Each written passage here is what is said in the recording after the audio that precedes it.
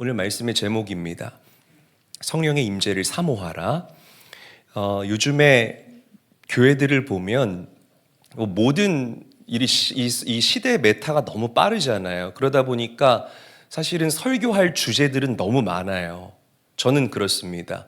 너무나 이 준비를 해도 끝이 없는 거예요. 이 영역에서도 우리 성도들과 함께 말씀으로 좀 만나보고 싶고, 이 부분도 그렇고 저 부분도 그렇고. 그런데 너무 전해야 될 주제와 카테고리가 또 다뤄야 할 내용들이 많다 보니까 이 진짜 알맹이를 빼먹는 경우가 있다라고 저는 생각해요. 그게 뭐냐면 바로 성령입니다. 성령에 대해서 얘기하지 않는 교회와 목사님들이 너무나 많아지고 있고 늘어나고 있다라고 저는 생각을 해봐요. 우리 기독교 신앙에서 성령님이 빠지면 그건 신앙이 아니라 종교 생활입니다. 그냥 나를 위한, 여러분, 신앙생활은 나를 위해서 하는 게 아니에요. 하나님을 위해서 하는 겁니다. 아멘. 피조물인 우리가요, 그 정말 창조주이신 하나님 앞에 모든 존귀와 영광을 올려드릴 때에 하나님께서 은혜로 여러분들에게 화답하시는 것, 그것이 우리의 신앙생활의 본질입니다. 그리고 그것이 우리의 예배의 참 모습이라는 사실을 믿으시기를 바랍니다. 그러니까 예배에서 성령님이 빠지게 되면 예배가 아니라는 거예요. 그냥 만담 듣기 위해서 여러분들이 이 자리에 모인 것과 다름이 없습니다. 뭐하러 모이나요? 성령님이 빠지면. 그렇죠.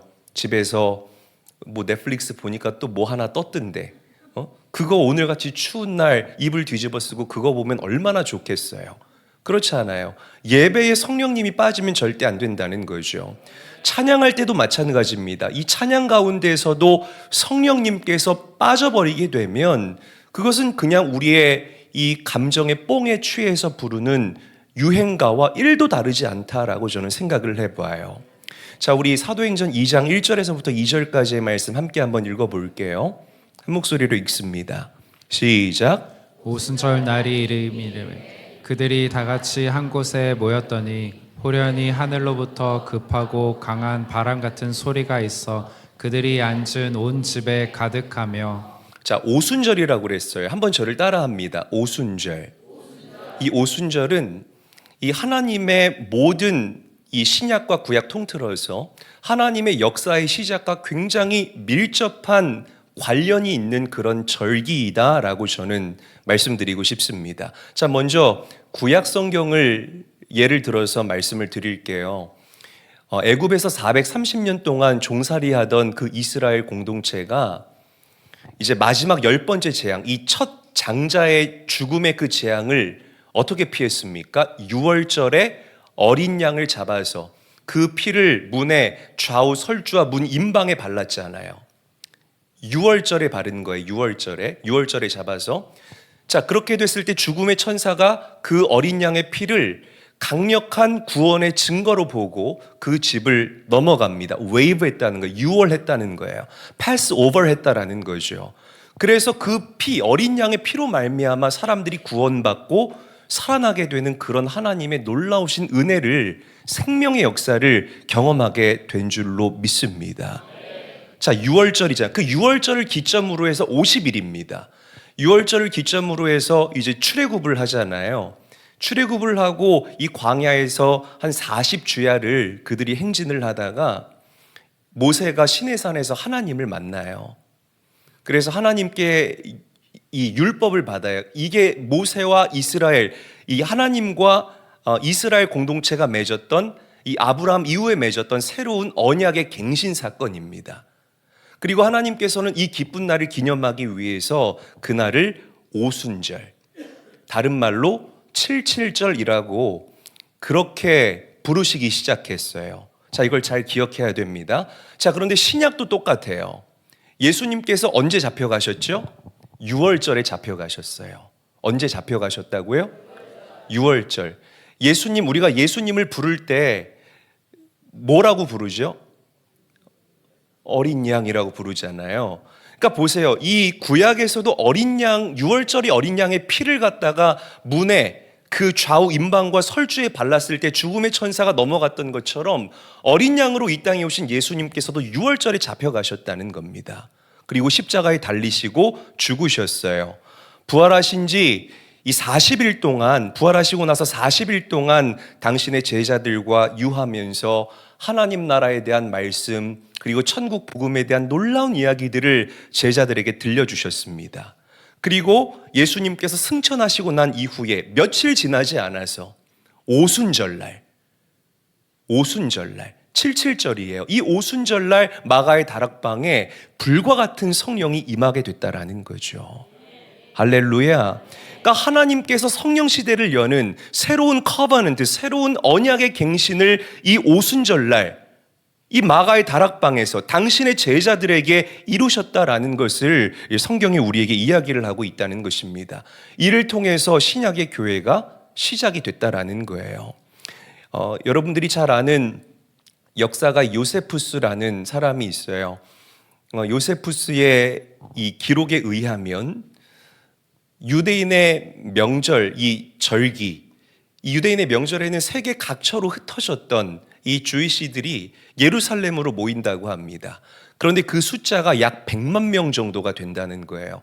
생각을 해보세요. 예루살렘에 100만 명이 모인다는 거예요.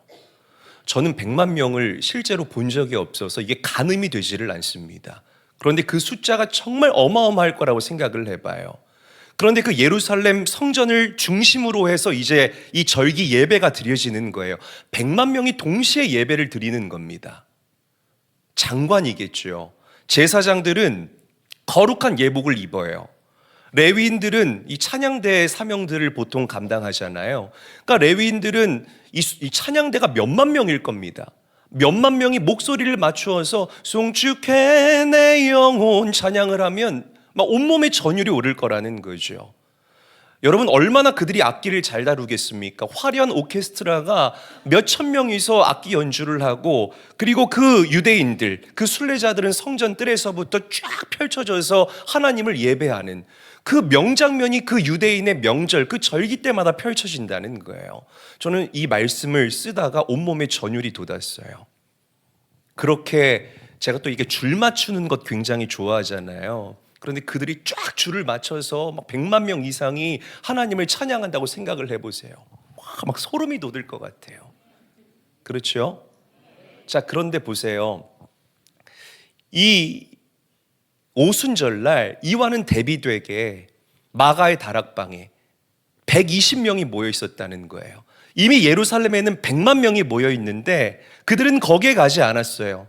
거기에 가지 않고 그 초라한 마가의 다락방에 그들은 레위인도 아닙니다. 그냥 갈릴리 출신의 아주 보잘것없는 그런 어부들, 세리, 그 죄인들이었다라는 거죠. 그 120명이 마가의 다락방에 모여서 하나님께 뜨겁게 기도하는 가운데 성령의 불이 떨어지는 거예요. 그러니까 여러분 하나님께서 주목하셨던 예배가 어떤 예배였습니까? 그 화려한 제사장들이 예복을 입고 드리는 예배가 아니었어요. 수천 명의 레위인, 수만 명의 레위인들이 입을 모아서 하나님을 찬양하는 그 현장에 하나님이 계시지 않았습니다.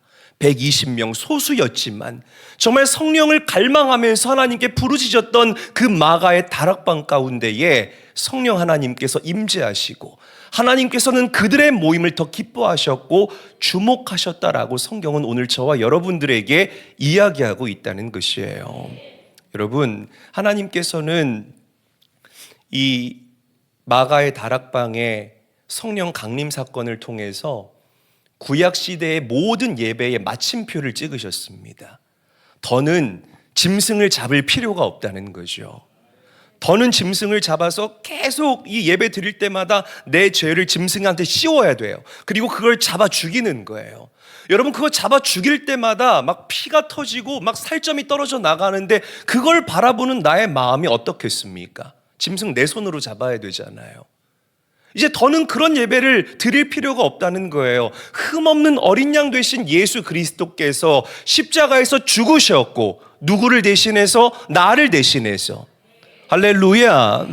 여러분들의 죄를 다 짊어지시고 십자가에서 죽으시고 다시 부활하셨기 때문에 이제 우리는 구원받았기 때문에 더는 그 구약의 제사가 아니라 이제는 예배 때마다 성령의 임재를 갈망하고 그 성령의 기름 부으심으로 이 땅을 살아가고 나를 채워나가는 성령 시대에 그 예배를 드려야 된다. 이것이 바로 하나님께서 새롭게 여신 성령 시대의 포문이라는 것이에요. 믿으시기를 바랍니다. 그래서 저는 그리스도인들을 두 종류로 나눠보고 싶어요. 하나는 누가복음적 신앙인이고요. 다른 하나는 사도행전적인 신앙인이라고 이야기할 수가 있겠습니다. 한번 저를 따라합니다. 누가복음적 신앙인, 사도행전적 신앙인. 다시 한번 따라합니다. 누가복음적 신앙인, 사도행전적 신앙인. 자, 누가복음적 신앙인, 누가복음은 사복음서를 그냥 생각을 하시면 돼요. 누가복음적인 신앙인은 예수 믿고 구원받은 성도를 이야기를 합니다. 예수님을 인격적으로 만났어요. 그래서 천국에 대한 확신이 있습니다. 그리고 천국과 지옥이 있는 걸 믿어요. 그리고 주님과 동행하는 것이 무엇인지 알아요. 그래서 교회에 나와서 예배합니다. 그리고 이렇게 조금 자기가 정해놓은 마지노선이 있는데 거길 조금 넘어도 돼. 그런데 어쨌든 그 마지노선에 부합하면 교회 일도 하고 헌신도 하고 봉사도 합니다. 딱 거기까지예요. 이런 사람을 누가복음적 신앙인이라고 이야기를 하는 거예요. 자, 그런데 사도행전적 신앙인은 예수를 믿고 구원받은 것으로 끝난 것이 아니라, 거기서 끝난 것이 아니라 사도행전 2장에 나오는 것처럼 성령으로 세례를 받고 날마다 성령의 임재하심, 그리고 영적인 안테나를 세워서 나의 삶의 모든 그 현장에서 성령 하나님을 환영하고 인정하고 그분과 동행하는 사람을 바로 사도행전적인 사람이다라고 이야기를 할 수가 있습니다. 여러분, 이 사도행전적인 신앙인에게는요, 한 가지 분명한 키워드가 있습니다. 정체성이 있습니다. 그게 뭐냐면 증인이에요. 증인. 할렐루야. 우리 안에 계신 성령 하나님은 여러분들로 하여금 이 땅에서 증인으로 살게 하십니다. 전하지 않고서는 견딜 수 없는 그런 예수의 증인으로 살게 하신다는 거예요. 그래서 이 안에 성령님이 계신 분들은 말씀을 나누어요. 여러분, 말씀 나누십니까? 말씀 나누실 때 우리의 가슴이 뜨거워지는 그런 놀라운 일들 경험하죠. 저는 아직도 경험해요. 아마 여러분들도 말씀은 안 하시지만 경험하시리라고 저는 분명하게 믿습니다. 이게 내 안에 성령 하나님께서 살아계신다는 증거예요. 말씀 붙잡고 살아가다가, 성령 하나님과 동행하며 살아가다가, 우리가 자주 쓰잖아요. 하나님 크기의 놀라운 일들을 경험하는 그런 인생들. 이게 바로 사도행전적인 신앙인의 모습이라는 것입니다. 자, 베드로만 봐도 그래요. 누가복음에도 베드로가 있고 사도행전에도 베드로가 있으니까 이 둘을 비교해 보면 너무나 좋을 것 같아요. 자, 누가복음에서 등장하는 베드로, 어떤 인물이죠? 예수님의 수제자로 등장을 하죠.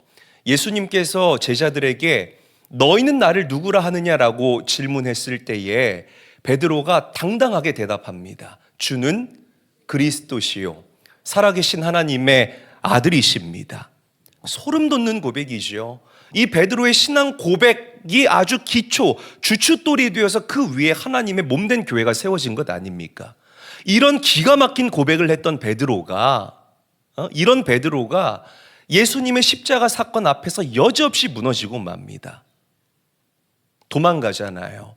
그리고 예수님을 저주하고 부인하잖아요. 이게 바로 누가복음적인 신앙인의 참 모습이라는 거예요. 안타까운 모습이죠. 예수를 알아요. 만났어요. 예수님을 나의 주로 고백해요. 구원받았으니까. 그렇잖아요. 그런데 결정적인 사건 앞에서 무너지고 흔들리는 이 모습이 바로 누가복음적인 신앙인의 모습. 이 말씀을 들으시면서 속으로 나는 어떤 신앙인인가를 한번 여러분들이 생각해 보세요. 이게 주일날 설교했다면 아마 좀 사람들이 깊게 생각했을 텐데, 이 추운 날씨에 이 주에 전에 달려 나올 정도 되는 성도님들 계신다면 아마 여러분들 거의 100% 사도행전적 신앙인들이 아닐까. 네, 이런 딜레이 있는 아멘도 좋습니다. 가끔은요. 자, 그런데 뭐 사도행전 보세요. 사도행전에서 그려진 베드로, 똑같은 베드로잖아요. 그런데 사도행전에서 나타나는 베드로는 완전히 다른 베드로라는 겁니다. 베드로가 예루살렘 거리에 서서 그 유대인들에게, 이방인들이 아닙니다. 유대인들에게 당신들이 십자가에 못 박은 이 예수를 하나님께서 주와 그리스도가 되게 하셨습니다. 어마어마한 담력이 아닐 수가 없다라는 거예요. 예전에는 유대인의 그 눈총이 무서워서 도망가던 베드로가 이제는 죽음을 두려워하지 않고 예수가 주요 그리스도시요 하나님의 아들이심을 당당하게 공포하는 기가 막힌 영적인 기염을 토해낸다는 것입니다. 할렐루야. 그렇게 하나님께서는 성령 받은 베드로를 통하여서 사도행전의 놀라운 역사를 써내려가신 줄로 믿으시기를 바랍니다. 누가복음에서 등장하는 베드로, 사도행전에서 등장하는 베드로, 똑같은 베드로이지만 이 둘을 결정짓는, 이 둘의 차이를 만들어내는 결정적인 키워드가 무엇이냐? 바로 성령이라는 거예요. 할렐루야. 여러분들에게 성령이 들어오시면, 성령께서 부어주시면, 성령께서 여러분들에게 힘을 주시면 우리도 사도행전을 써내려가는 기가 막힌 하나님 크기의 일들을 경험할 수 있게 된다라는 사실을 믿으시기를 바랍니다. 여러분, 사도행전적 신앙인 되십시오. 아멘. 우리 학생 청년들 사도행전적인 신앙인이 되시기를 축복합니다. 아멘. 우리 옆 사람과 인사합니다. 사도행전적인 신앙인이 되십시다. 인사하겠습니다. 누가복음적인 신앙이니까 한번 만남에서 끝나면 안 된다는 걸 얘기를 하는 거예요. 만남은 필연적입니다. 예수님과의 만남은 필연적이에요. 이 접점이 없으면 우리의 믿음 생활은 시작도 될 수가 없어요. 왜? 예수님이야말로 우리 믿음을 시작하게 하시는 분이기 때문이라는 거죠. 그런데 거기서 끝나는 게 아니라 우리는 반드시 성령의 임재와 성령의 충만함을 받아 누리면서 이 땅을 살아야 된다는 것. 이게 성경이 우리에게 계속해서 강조하고 있는 진리입니다. 자, 우리 말씀 읽어볼게요. 4절에서부터 5절까지의 말씀 한 목소리로 읽어보겠습니다. 시작. 사도와 함께 모이사 그들에게 분부하여 이르시되 예루살렘을 떠나지 말고 내게서 들은 바 아버지께서 약속하신 것을 기다리라. 요한은 물로 세례를 베풀었으나 너희는 몇 날이 못되어 성령으로 세례를 받으리라 하셨느니라. 자, 보세요. 예수님께서 예루살렘을 떠나지 말고 아버지께서 약속하신 것을 기다려라 라고 말씀하셨어요. 그리고 몇 날 못 돼서 성령으로 세례를 받을 것이다 라고 예수님께서 말씀하셨다는 것입니다. 그러니까 여러분 보세요. 부활하신 예수님께서 제자들을 이렇게 막 등 떠밀 거라고 생각했잖아요. 봤지? 내가 부활한다고 했지? 봤잖아. 만져봐. 구멍 있지? 나 부활한 거야, 그지? 그러면 너네 빨리 나가서 복음 전해야지. 이게 아니라는 거예요. 이렇게 말씀하지 않으셨다는 겁니다. 기다리라는 겁니다.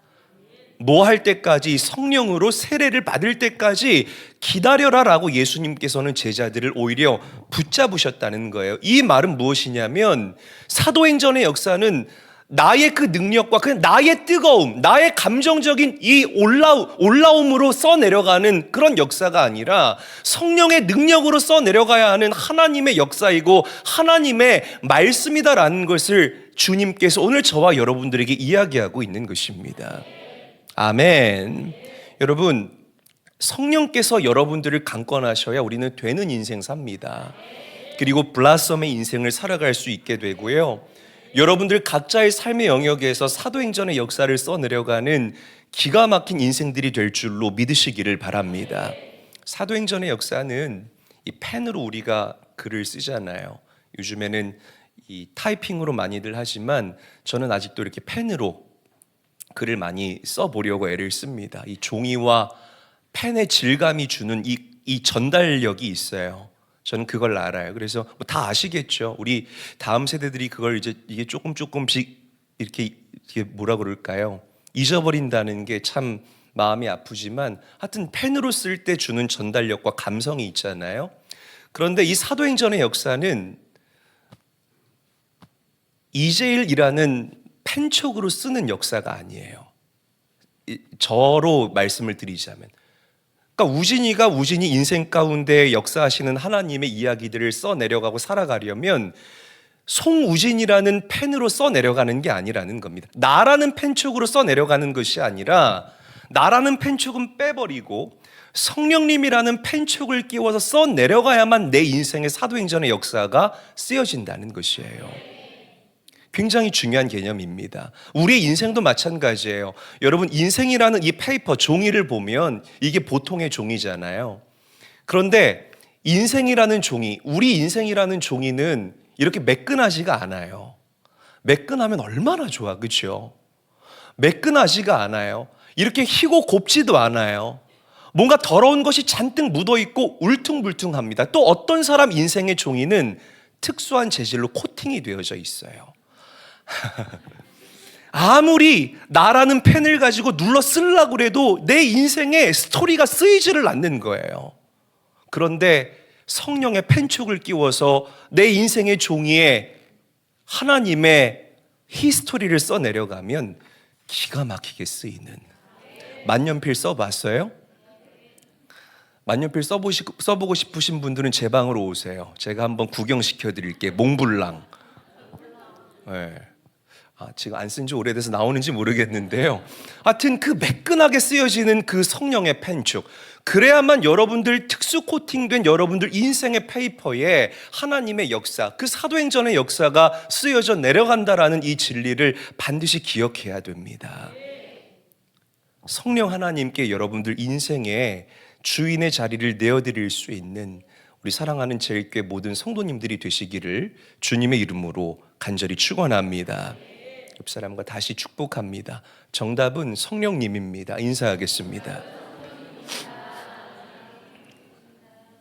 자, 우리 로마서 말씀 함께 한번 읽어볼게요. 굉장히 중요해요.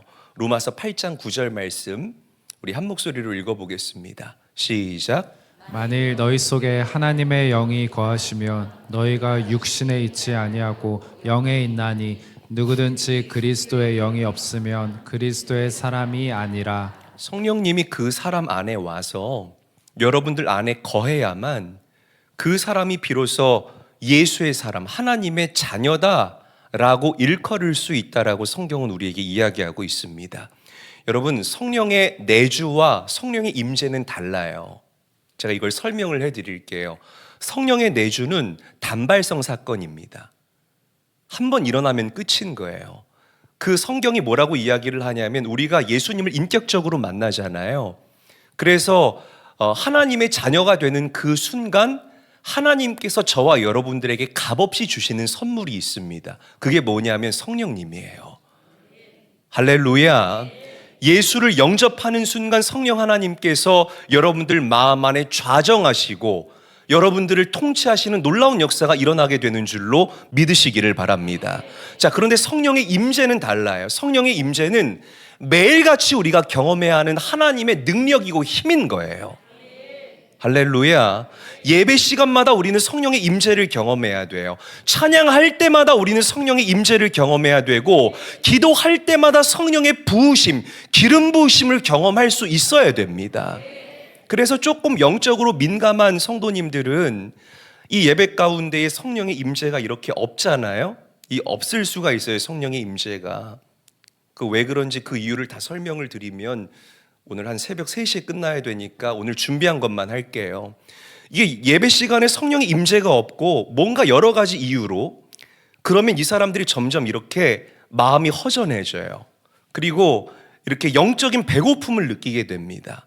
이게 성령의 부재 가운데 살아가고 성령의 부재 가운데 예배하는 사람들의 특징이라는 거예요. 여러분, 성령의 내주는 예수 믿고 구원받은 사람들에게 자연적으로 일어나는 단발성 그리고 영원한 사건이라면 성령의 임재하심은 하나님의 자녀된 우리가 하나님의 자녀답게 살아갈 수 있도록 힘을 부어주시는 하나님의 놀라운 처방이요 하나님의 선물이라는 사실을 믿으시기를 바랍니다. 성령의 힘으로 살아야죠. 내 힘으로 사는 것이 아니잖아요. 그래야 우리가 돌파하는 인생을 살아갈 수 있고 그 영적 전쟁에서 승리할 수 있는 아름답고 복된 인생을 살아갈 수 있지 않겠습니까? 성령의 임재를 날마다 사모할 수 있어야 할 줄로 믿으시기를 바랍니다. 막 우리가 두 손 들고 기도하고 찬양하면 저기 뒤에서 이렇게 좀 이렇게 팔짱 끼고서 이렇게 앉아가지고 나도 뭐 한때는 저래 봤어? 뭐 이렇게 말씀하시는 분들 제가 가끔 만나요. 한때는 그래 봤어. 이게 시제가 과거형일까요? 과거형일까요? 과거형이죠. 여러분, 성령의 임재는 시제가 과거형이 돼선 절대로 안 됩니다. 시제가 현재형이 돼야 돼요. 과거에 경험해 봤어. 그래서 어쩌라고요? 그렇잖아요. 지금 받아야지. 그래야 내가 지금 나에게 주어진 그 하나님께서 허락하신 이 선물 같은 시간들을 넉넉하게 막 밝게 빛나면서 살아갈 수 있지 않겠습니까? 여러분, 성령의 임재는 항상 현재형이 되어야 한다. 명심하시고 기억하시기를 바랍니다. 이걸 우리가 성령 충만이라고 이야기를 하는 거예요. 그냥 막 남들이 이야기하니까 나도 성령 충만 그렇게 하는 것이 아니라 매일매일의 삶을 부어주시는 그 하나님의 힘과 능력으로 살아가는 것. 내 펜촉이 아니라 성령님의 펜촉으로 써내려가는 인생. 그게 바로 성령의 충만함이라는 것입니다. 물론 성령님 임재하지 않아도 우리 찬양하고 기도할 수 있어요. 임재 없는 찬양과 기도 뭐 누구나 할 수 있습니다. 그런데 왜 우리가 성령의 임재를 받아서 찬양해야 되냐면 성령 받고 찬양하면 그 찬양이 달라져요. 할렐루야. 제가 예전에 학생 때 정말 예수님을 인격적으로 만나고 매일 예배 시간이 기다려졌던 이유가 뭐냐면 성령 하나님께서 저에게 그렇게 성령을 부어주시는 거예요. 막 그게 너무 기쁘고 너무 행복한 겁니다. 그런데 성령께서 저를 강권하실 때에 물론 기쁘고 감사하지만 얼마나 제가 통곡하면서 하나님 앞에 눈물을 흘렸는지 몰라요. 그래서 한 번은 저보다 한 몇 살 많은 어떤 형이 저한테 그 얘기를 하더라고요. 너는 나이도 어린 게 세상에 있는 모든 슬픔은 네가 다 짊어지는 것처럼 그렇게 맨날 우냐? 이제 그렇게 얘기했던 그런 기억도 나요. 그러니까 여러분, 너무 고맙고 감사하니까 이 찬양 가운데에서도 그 가사 하나하나가 살아서 제 마음 안에 박히는 겁니다. 이 성령께서 임재하시면 여러분들의 찬양이 달라지는 역사가 일어나요. 우리 세션 팀들 연주하는데 그냥 연주하잖아요. 막 이렇게 그냥 연주하면 그건 그냥 연주로 끝이 나요. 그런데 성령의 임재로 연주를 하잖아요. 벌써 건반 하나 누르면 어둠이 떠나가는 놀라운 역사가 일어납니다. 사람들의 마음이 열려요. 그러면 저는 거기다 말씀 얼른 집어넣고 얼마나 편해요. 이런 좀 영적인 티키타카가 되면 얼마나 좋겠습니까? 여러분, 기도도요, 그냥 기도하는 것보다 성령께서 임재하시잖아요. 그 기도가 달라집니다. 기도하다가 병이 낫고요, 정말 기도하다가 그 어둠의 사슬들이 풀리게 되는 기가 막힌 역사가 일어나게 되는 줄로 믿으시기를 바랍니다. 그러니까 보세요. 예배 가운데서도 형식적인 예배, 제가 이거 막 염증 느껴 하잖아요. 형식적인 예배가 아니라는 거죠. 성령을 사모하고 갈망하고 그렇게 예배할 때마다 성령 하나님께서 여러분들에게 부어지면 우리는 예배를 통해서 공급받는 인생으로 이 땅을 살아갈 수 있습니다. 그런 사람들이 세상을 이기는 거예요. 그리고 그런 소수가 다수에게 영향을 끼치는 인생을 살아갈 수 있고요, 그런 소수가 나로부터 시작되는 그 하나님의 피어남, 블라썸을 경험하면서 많은 이들에게 열매를 나누어주는 기가 막힌 인생을 살아갈 수 있게 되는 것입니다. 성령이 그래서 중요한 거예요. 종교 생활 하지 마시고요, 막 몇십 년 동안 학습되어진, 안 하면 찝찝하거든. 몇십 년 동안 안 하던 루틴을 안 하면, 막 운동도 하던 사람이 안 하면 몸에 벌레 기어다니는 것 같아요. 정말 그래요. 여러분, 예배도 막 습관적으로 막 몇십 년 동안 했으니까 하는 그런 형식적인 예배가 아니라 그 형식의 틀을 깨시고 오래되면 오래될수록 더 숙성되는 그런 아름다운 성도들이 되셔서 더 하나님을 사랑하고 갈망할 수 있는 주의 종들이 되시기를 주의 이름으로 간절히 축원합니다. 성령 받아야 된다는 거죠. 자, 그래서 주님 8절에서 이렇게 이야기했습니다. 자, 우리 8절 말씀 함께 한번 읽어볼게요. 한 목소리로 읽습니다. 시작. 오직 성령이 너희에게 임하시면 너희가 권능을 받고 예루살렘과 온 유대와 사마리아와 땅끝까지 이르러 내 증인이 되리라 하시니라. 자, 보세요. 너희가 뭘 받아요? 아니요. 성령이 너희에게 임하시면 너희가 뭘 받아요? 권능을 받지요. 이 권능이 우리 성가대 이름이 뭐게요, 여러분? 두나미스잖아요. 권능이 헬라어로 두나미스라고 이야기를 합니다. 힘 그리고 능력이라는 뜻을 가지고 있죠. 그러니까 성령 받아야 되는 이유는 그 성령께서 여러분들에게 주시는 그 힘과 능력이 있기 때문에 그런 거예요. 보세요. 우리가 성령의 힘을 받게 되면, 능력을 받게, 그 권능을 받게 되면 죄를 이길 힘을 얻게 되고요. 사랑할 힘을 얻게 되고요. 할렐루야. 그리고 연합하고 일치하는 힘과 능력을 가지고 이 땅을 살아가게 됩니다. 죄가 더러운 줄 알면서 왜 많은 사람들이 죄 짓는 줄 아십니까? 그 죄를 이길 수 있는 힘이 없기 때문에 그런 거예요. 왜 많은 사람들이 사랑해야 되는 줄 알면서 사랑 못하는 줄 아세요? 사랑할 힘이 너무나 부족하기 때문에 사랑하면서 살 수 없는 겁니다. 그런데 성령께서 권능의 옷을 여러분들에게 입혀주시면 우리는 죄를 이길 수 있는 힘을 얻고 사랑할 힘을 얻고 돌파할 힘을 가지고 이 땅을 살게 된다. 이게 유치뽕짝한 말씀이 아니라 가장 신앙생활의 본질이고 기본 중에 기본이라는 거예요. 성령의 힘으로 사시는 성도님들이 되시기를 주의 이름으로 간절히 축원합니다. 저는 시대가 점점 흘러가면 흘러갈수록 아까도 우리 사역자들하고 회의하다가 뭐 이런저런 얘기들을 하는데 제가 그런 얘기를 해봤어요. 내가 어렸을 때라서 옛날에는 이 사람들에 대한 데이터가 없었던 걸까? 아니면 요즘에 내가 만나는 사람들이 정말 상식을 초월하는 그런 사람들을 만나는 것일까? 이런 질문을 제가 스스로 던져본 적이 있습니다. 왜냐하면 정말 사람들을 많이 봤거든요. 어릴 때부터. 그리고 또 군대에서도 신병교육 때 조교하잖아요. 그러면 정말 다양한 종류의 사람들을 많이 만나요. 그런데 신기한 건 목회를 하면서 그동안 또 보지 못했던 다양한 유형의 사람들을 너무 많이 보는 거예요. 너무 많이 보고 듣고 경험하는 거예요. 그래서 제가 하나님께서 이제야 나의 눈을 열어주시나? 이제 막 그런 생각도 해보기도 하고요. 너무 좀 이 좋은 쪽으로도 좋은 사람들도 많지만 조금 이면에 희한한 사람들도 많기 때문에 일반적이지 않은 사람들. 그랬더니 한 분이 또 그 얘기를 하더라고요. 이게 요즘 시대가 너무 빨라서 그렇다. 너무 빠르니까 사람들이 그 변화에 대응하지 못하고 적응하지 못하니까 이렇게 좀 많이 밀려나는 것 같다라는 이제 그런 이야기를 하는데 굉장히 공감이 갔습니다. 여러분, 우리 시대의 비극은 이렇게 빠르게 흘러가는 이 메타와 그리고 속도 가운데에서 성령의 능력을 배제하고 내 힘을 가지고 이 땅을 살아내려고 하는 것, 이게 저는 가장 큰 성도들의 비극이 아닐까라고 생각해요. 어떻게 생각하십니까? 우리 사업하시는 분들 보면은요, 사업을 내 힘으로 하려고 그래요. 그러니까 안 되는 겁니다.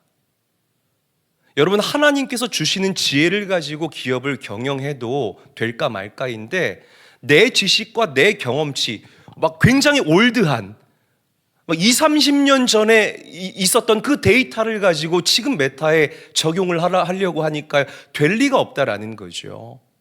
기도하시고 기업을 하나님 손에 전적으로 의탁할 때에 거기에 하나님 주시는 번뜩이는 지혜와 인사이트들이 여러분들의 기업을 빛나게 하는 것입니다. 할렐루야. 뭐 목회도 똑같아요, 여러분. 목회도 마찬가지예요. 말씀 전할 때 뭐 옛날 어르신들 하셨던 그런 말, 지금 시대가 어느 때인데 그런 이야기들을 물론 진리는 변하지 않지만 시대에 요구하는 그런 말씀을 전하려면 성령 하나님의 도우심을 강력하게 간구해야 됩니다. 할렐루야. 여러분, 자녀 교육 어렵지요. 쉬워요? 자녀 교육 굉장히 어려워요. 내 마음대로 제일 안 되는 게 자녀 교육이래요.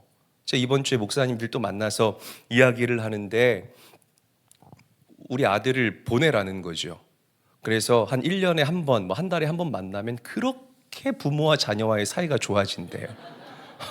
제가 너무 굉장히 실제적인 조언이어서 귀를 크게 하고 좀 이렇게 들어봤는데 이제 저도 이제 슬슬 걱정입니다. 왜냐면 지금이야 뭐 부모가 가이드를 주는 대로 이렇게 자녀가 잘 따라오지만 사춘기에 접어드는 순간 하나의 인격체로 인정하면서 이제는 부모가 강제적으로 이끄는 게 아니라 코치가 되어줘야 되잖아요. 이렇게 해보는 게 어때? 저렇게 해보는 게 어때? 성인이 되면 여러분 자녀는 내 자녀가 아니라 친구래요. 저는 이 말에 너무나 공감해요. 자녀가 아니라 내 친구라는 거죠.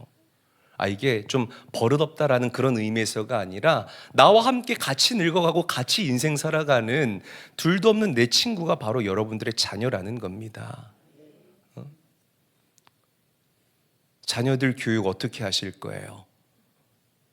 나는 모르겠는데 그렇다고 우리 성도님들 한 사람 한 사람 찾아가면서 자녀 교육 어떻게 했습니까? 여기저기 세미나 다니는 이게 정답일까요? 그렇지 않아요.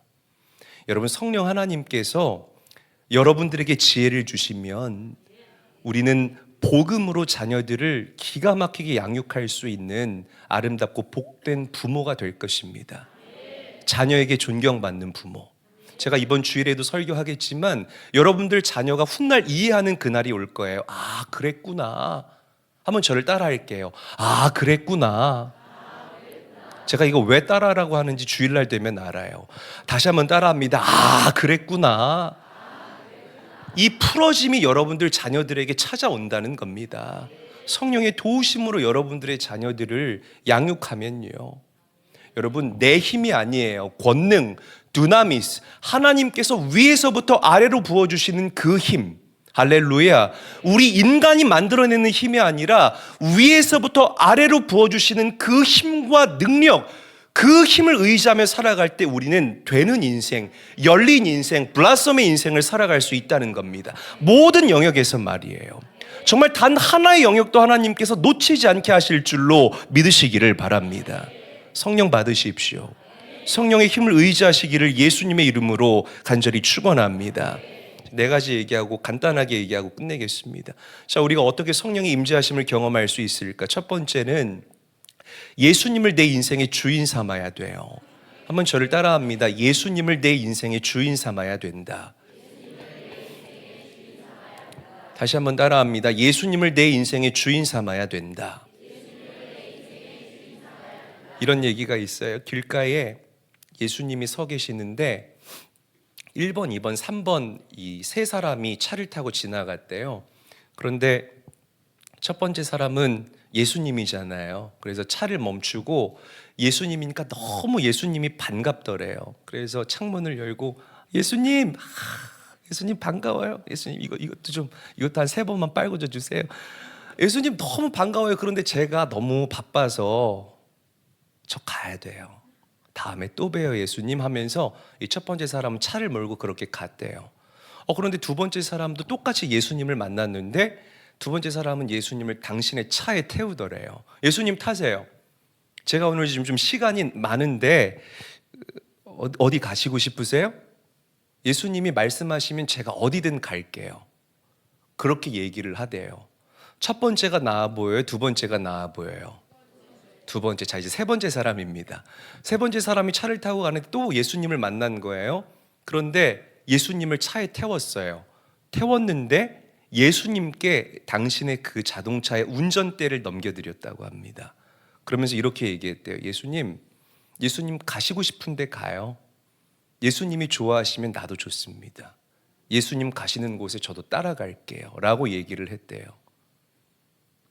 1번, 2번, 3번. 여러분, 어떤 사람에게 하나님께서 성령을 부어주실까요? 3번인 줄로 믿습니다. 3번이에요. 내 삶의 운전대를 하나님께 내어드린 그 사람을 하나님께서는 기뻐하십니다. 할렐루야. 그런 성도들이 되시기를 축복합니다. 두 번째, 죄를 회개해야 돼요. 성령 하나님은 거룩한 영이시기 때문에 죄가 있는 곳에 임재하지 않습니다. 그래서 우리가 예수를 믿고 우리가 예수의 피로 우리의 모든 죄가 씻어지는 그 순간 성령 하나님께서 여러분들 마음 안에 들어와서 살게 되시는 거예요. 여러분, 살아가면서 필연적으로 우리는 죄를 지을 수밖에 없어요. 그 죄를 회개하시고 또 깨끗하게 예수의 보혈로 씻어낼 수 있는 그런 성도님들이 되셔야 합니다. 그때 성령 하나님께서 여러분들에게 강력하게 임재하실 거예요. 자, 세 번째, 간절히 구해야 돼요. 한번 저를 따라합니다. 간절히 구하라. 다시 한번 따라하죠. 간절히 구하라. 자, 마가의 다락방에 모였던 예수님의 제자들 보세요. 분명히 예수님께서 보장을 해주셨어요. 개런티를 해주셨다는 거예요. 너희 몇 날 안 돼서 성령 받을 거야 라고 예수님께서 약속을 해주셨습니다. 그러면 어쨌든 몇 날 지나지 않아서 이 성령을 우리가 받을 게 불보듯 뻔하잖아요. 그러면 예수님의 제자들이 우리 성령 받을 거 뻔하니까 우리 이제부터 그냥 편안하게 앉아서 그냥 성령만 가만히 기다리고 있으면 되겠네, 이렇게 하지 않았다는 거예요. 아버지 하나님께서 그들에게 부어주실 그 성령을 기대하면서 간절히 뜨겁게 몇 날 며칠을 하나님께 부르짖어 기도했다는 것입니다. 할렐루야. 그러다가 성령의 임재를 경험했다는 거예요. 여러분, 성령에 대한 갈망이 있어야 됩니다. 아멘. 갈망이 있어야 된다고요. 그 갈망이 없으면 하나님께서 여러분들에게 부어주시지를 않아요. 여러분, 사람도 그렇잖아요. 뭐 이거 누구 먹을 사람 하면은 저요 하면서 막 이렇게 아이들이 손들잖아요. 그런데 어떤 한 아이가 이렇게 가만히 앉아 있어요. 그럼 여러분 그 아이에게 주십니까? 저 안 줘요. 저 같아도 막 줘요 막 이렇게 손들고 오두방정 떠는 아이가 내 눈에 띄는 법이잖아요. 그 아이에게 주지, 가만히 나는 뭐 받아도 그만 안 받아도 그만, 저거 우리 집에 100개 있는데, 이런 사람한테는 안 준다는 거죠. 어떤 분은 그래요. 목사님, 저는 성령 충만 체질 아니에요. 저는 저도 옛날에 한때는 그랬던 적이 있었는데 제가 이렇게 뒤에서 보니까 막 이렇게 성령 받은 사람들 보면은 막 이렇게 막 손도 막 이렇게 하고, 막 어떤 사람은 막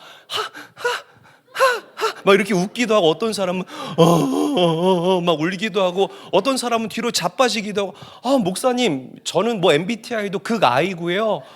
저는 좀 그렇게 하는 거 조금 좀 그래요. 나는 그냥 좀 조용히 가만히 속으로 기도하고, 그러다가 이렇게 조금 눈 떠서 사람들 좀 이렇게 어느 정도 중간쯤 가면은 그때쯤 집에 가는, 저는 그런 기도가 좋아요. 그런 게 깔끔하고 뭔가 좀 이렇게 엘레강스해 보이기도 하고, 뭔가 좀 이렇게 멋지지 않은, 이렇게 좀 젠틀해 보이잖아요. 웃기지 마세요, 여러분. 그거 아니에요. 종교 활동이라니까요, 이거는. 종교 활동이에요. 그렇게 기도하는 거 아니에요. 여러분, 이 눈에 보이는 현상, 이 사도행전을 우리가 자세히 읽어보면 성령 하나님께서 우리에게 임할 때에 이렇게 가시적으로 일어나는 그런 눈에 보이는 어떤 이런 현상들에 대해서 굉장히 잘 정리를 해놨습니다. 몸이 떨린다든지, 아니면 사람이 방언을 한다든지, 넘어진다든지, 아니면 소리를 지른다든지, 눈물을 흘린다든지, 이런 여러 가지 보여지는 현상들이 있다는 거예요. 그런데 참 재미있는 게 사람들은 그 보여지는 현상에만 자꾸만 주목을 해요.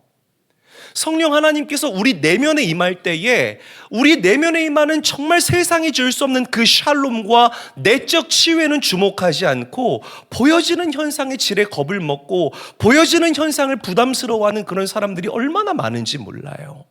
신앙은 엘레강스하고 세련되게 하는 것 아니에요. 성령 받는 사람이 세련된 사람입니다. 믿으시기를 바랍니다.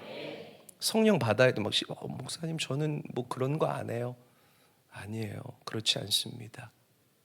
이기는 삶을 살아야 돼요. 종교 활동하지 마시고요. 삶에서 정말 하나님의 능력과 영광을 드러내는, 너희는 빛이 되라. 빛의 반사체가 아니라 빛이라고 우리에게 명령하신 그 하나님의 빛답게 살아갈 수 있는 하나님의 귀한 자녀들이 되시기를 축원합니다. 성령의 능력을 받아야만 그 일들이 가능하다는 거죠. 자, 마지막, 순종하기를 결단해야 돼요. 굉장히 중요해요. 한번 저를 따라합니다. 순종하기를 결단해야 된다.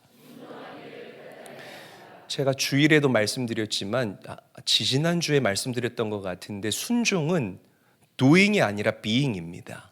내가 막 하기 싫은데 억지로 하나님 보세요, 나 이거 그래도 할게요 그러면서 하는 게 순종이 아니라 자녀이기 때문에. 보세요, 우리 아내가 제 손을 잡고 여보 우리 어디 가자 그러면서 나를 끌고 가면 저는 끌려갑니다. 남편이라는 저의 being, 존재이기 때문에 저는 끌려가요. 그런데 웬 모르는 여자가 이재일 씨 우리 같이 갑시다 그럼 제가 어떻게 하겠어요? 하면서 제가 같이 갑니까? 여러분 이러면은 집에서 쫓겨나죠. 좋아요. 네. 말도 안 되는 거예요. 당연히 뭐 왜 이러세요? 이상한 사람이야. 박정원 권사님 하면서 박정원 권사님을 찾겠죠.